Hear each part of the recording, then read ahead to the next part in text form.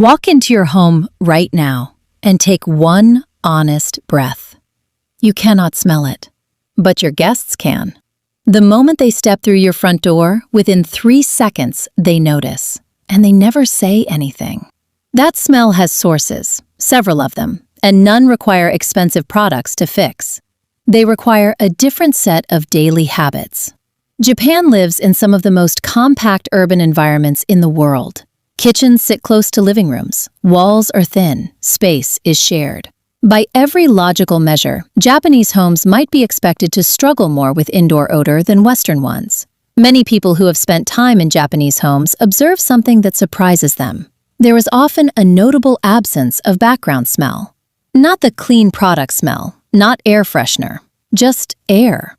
This tends to be the result of how Japanese home culture has historically approached odor. Not by covering it, by preventing the conditions that create it in the first place. That philosophy shows up in 11 specific habits that many Japanese households follow as part of ordinary daily life, habits that most Western homes have no real equivalent for. Today, we are going through all 11. By the end, you will understand not just where the smell in your home comes from, but exactly how to stop it before it starts. Stay with me until Rule 7, because Rule 7 explains the smell you notice somewhere near your bathroom but can never quite locate the source of.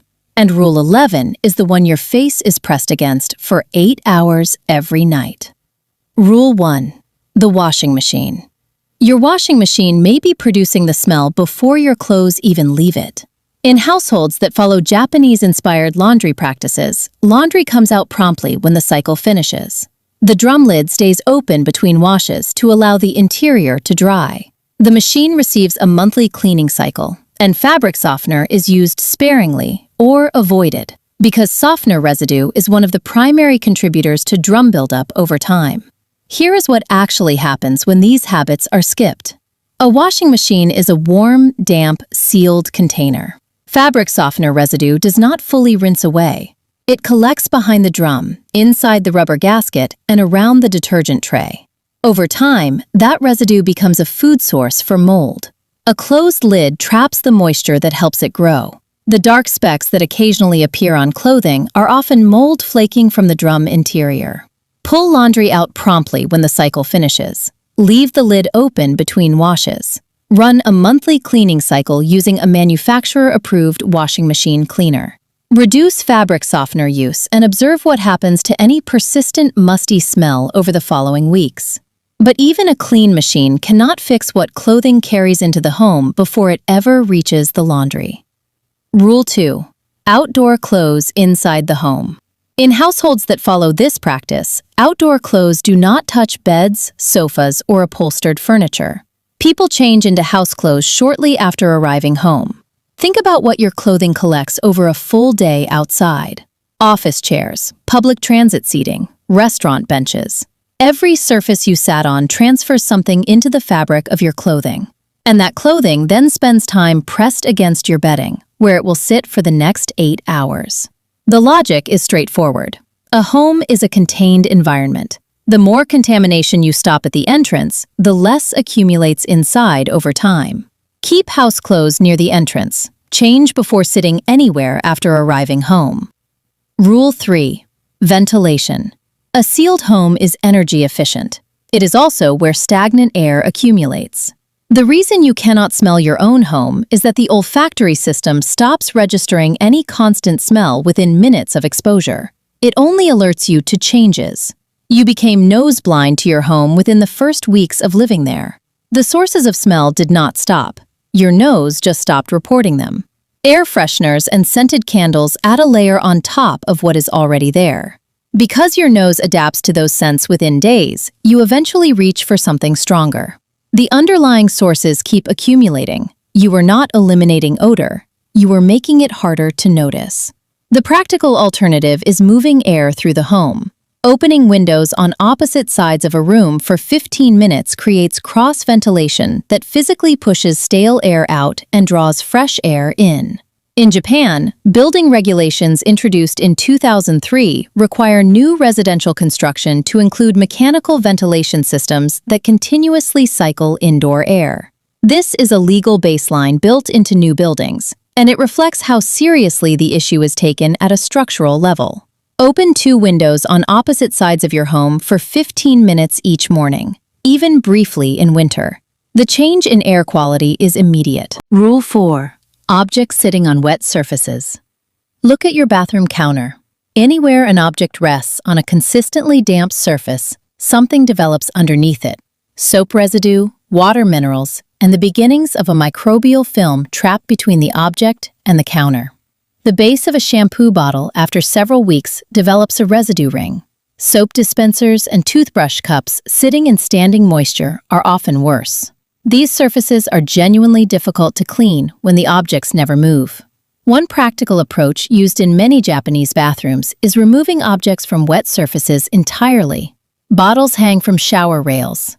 Soap dispensers mount to walls. Toothbrush holders attach to tile rather than sitting on counters. Every object you lift off a wet surface is one fewer place where residue and odor have somewhere to accumulate. Rule 5. When you clean floors.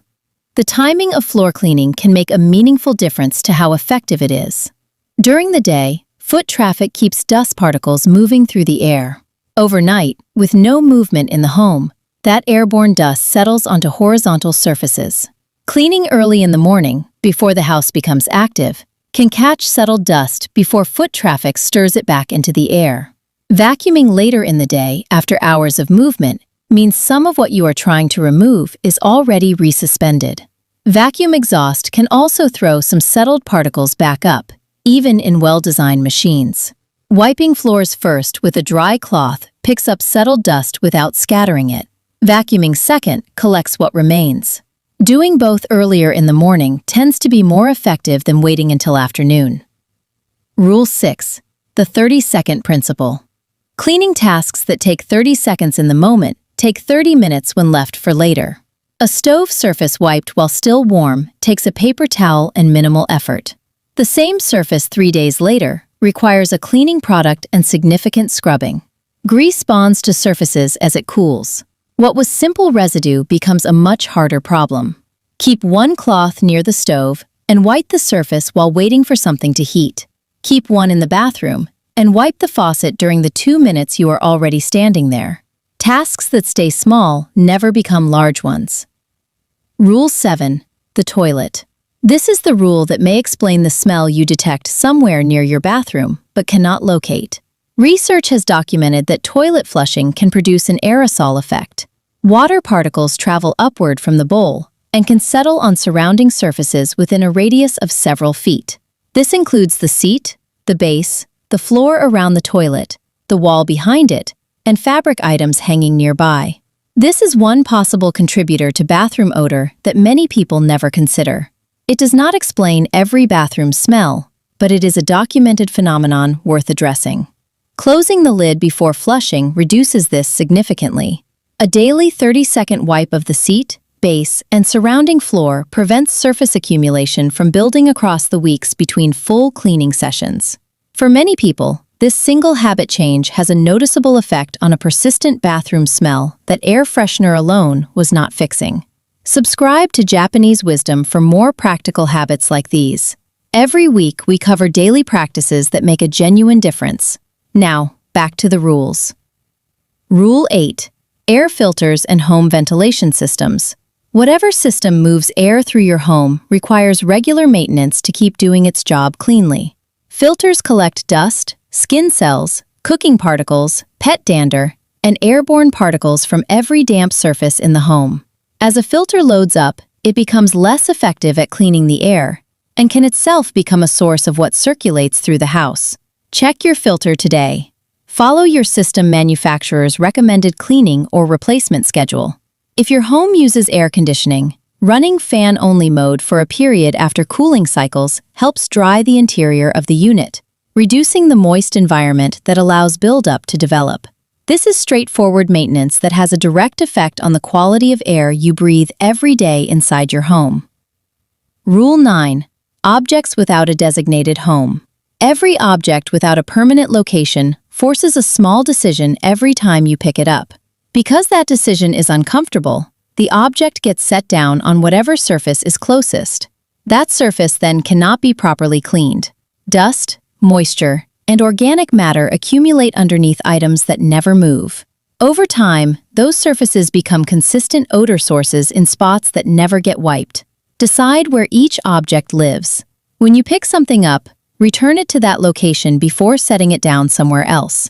In a week, every surface in your home becomes consistently accessible for cleaning. Rule 10. The kitchen overnight. Moisture left in the sink overnight contributes to drain odor. Food particles in the strainer begin breaking down within hours.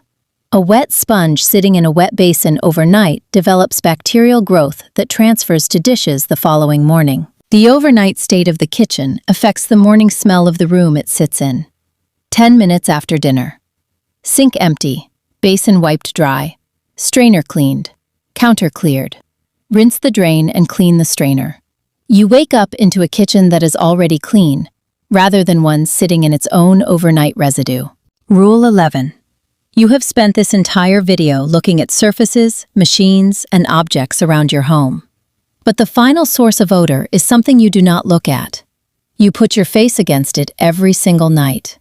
Your pillow. A pillow absorbs sweat, skin oil, and dead skin cells every night. It holds that moisture and organic matter in a warm environment for 8 hours. Repeatedly. For months at a time between washes.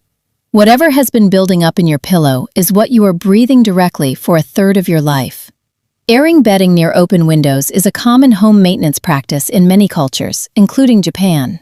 Placing pillows and fabric items in moving air allows accumulated moisture to release rather than remain trapped in the material. Air your pillow near an open window for 30 minutes several times a week. Wash your pillowcase at minimum once a week.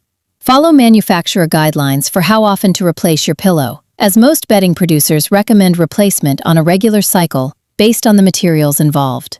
Now here is what connects all 11. Not one of these rules is about cleaning more. Every single one is about preventing the conditions that create smell before those conditions have a chance to develop. The washing machine stays dry between uses so mold cannot grow. Outdoor clothes stay separate so contamination does not transfer to sleeping surfaces. Windows open so stale air does not accumulate. Wet surfaces stay clear so residue cannot build. Floors are cleaned when settled dust is most catchable. Small tasks are handled immediately so they never become large ones. The toilet gets a daily wipe so flush residue does not accumulate on surrounding surfaces for weeks.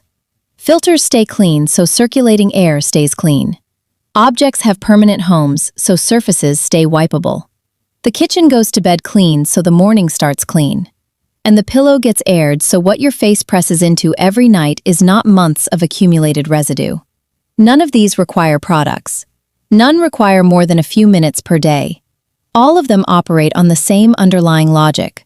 A small, consistent action at the right moment prevents the need for large reactive effort later. Western homes tend to respond to odor once it has already developed. This approach addresses it before it becomes noticeable. Not because it demands more discipline, because it is designed differently. If one rule from today changes something in your home this week, this video has done its job. Subscribe to Japanese Wisdom. Every week we go deeper into the habits and daily practices that make homes genuinely cleaner, calmer, and more comfortable to live in. Share this with someone who has been trying to fix a smell in their home and cannot work out where it is actually coming from. The answer is probably somewhere in these 11 rules. You are welcome.